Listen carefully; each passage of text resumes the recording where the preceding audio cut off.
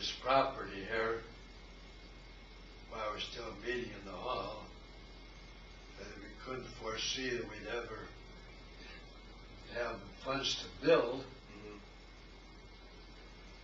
And I remember that one of the men, they weren't charter members, but he come in a year or two afterward, Don Nelly. Don and Nelly. This house right across the alley here was for sale. Oh. And so Don, he and a couple of the others, they thought we should buy that and we can have services in that. Oh. Instead of the rent all downtown. And a lot of churches started that way in the home and then got into building it. I said, well, I know a lot of churches too that they start in the home but they never get out of the building. And said, well, we'll never have enough to build anything on the lot there. I said, we're going to start next week. And they looked at me in astonishment. What do you mean? I said, we'll get something started next week. So I put my head together with Dr. George. And we went down to the bank, and it wasn't I was in a good credit risk, but because of his position, why we both signed it for a 90-day loan. We loaned $5,000. Oh. And we had got in touch with a builder who said he would build on a cost-plus basis.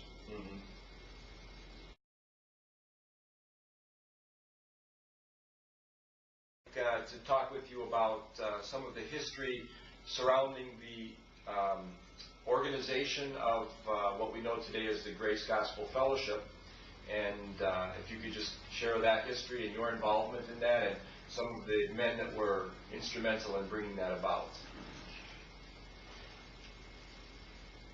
Well, as we said, we came here in '45, but even while we were at Michigan City in the 1944 and prior thereto, I mentioned how I'd become a close friend of Herman Rich, and he was one who was great for organization in that.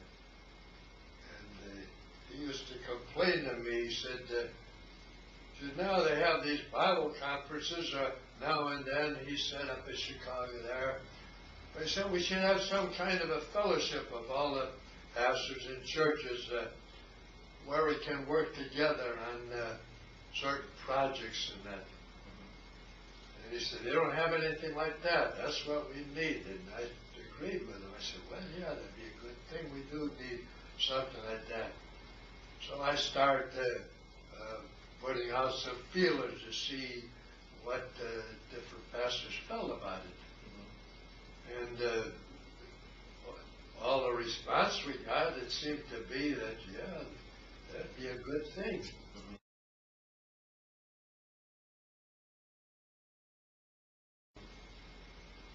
And I have to say, we did get some negative comment from some of the leaders of what we might call the grace movement.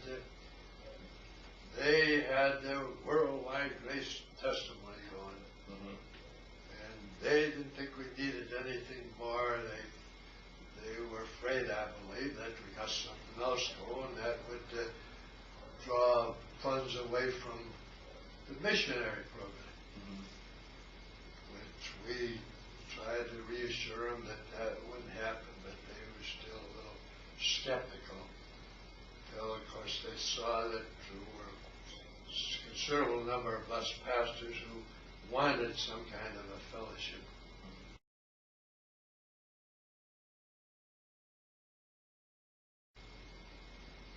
At any rate, we just took the bull by the horns And Herman Rich, and I encouraged him.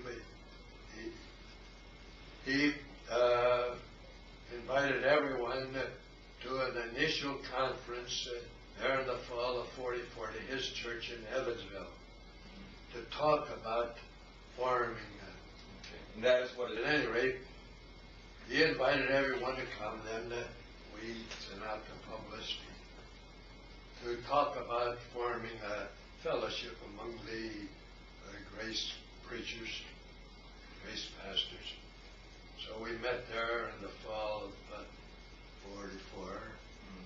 As we said, those leaders up there, O'Hare, Baker, and Stan, they were along. We reassured them that this wouldn't interfere with WGT or anything else, and that so at that time they appointed a committee then to decide on a name and to draw up the article, all the bylaws and everything for this new fellowship or new organization. And Brother Ruler invited us to come to St. Louis then, the next spring, the spring of '45, when the work of this committee would be presented and voted upon. So that's when we went. At this meeting in 1944, I suppose there was somewhere between 15 and 20 pastors, or those who were giving full time to the work of the Lord.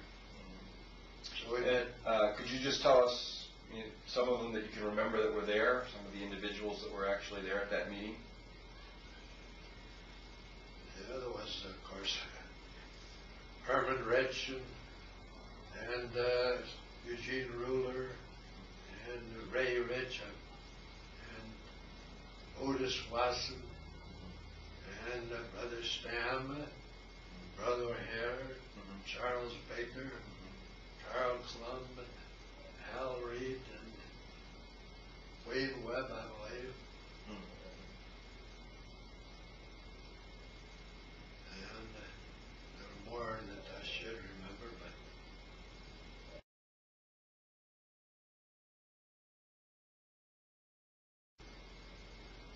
anyway, they met there in this spring in St. Louis in the spring of '45, and they accepted the recommendation of the committee called the name Grace Gospel Fellowship. And then they accepted all the articles of incorporation and bylaws and everything.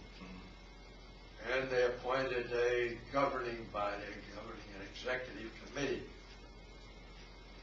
which was composed of Eugene Ruler, St. Louis, as president, and Bill Rudd, Asheville, Ohio, as vice president, and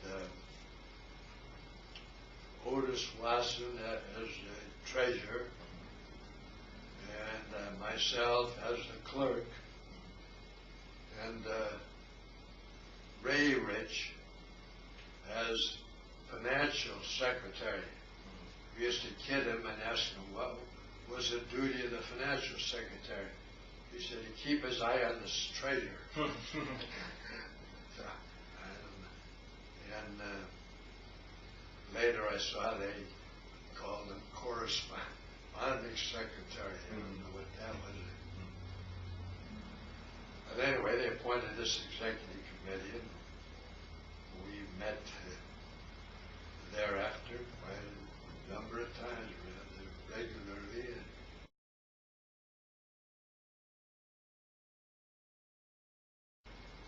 And then in 1946, I was so brash as to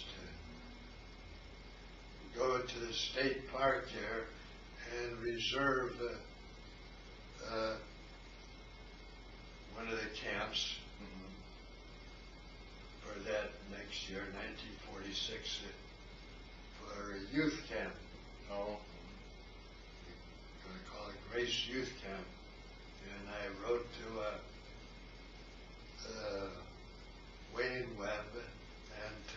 like Sonneville Mhm. about coming and being in charge of the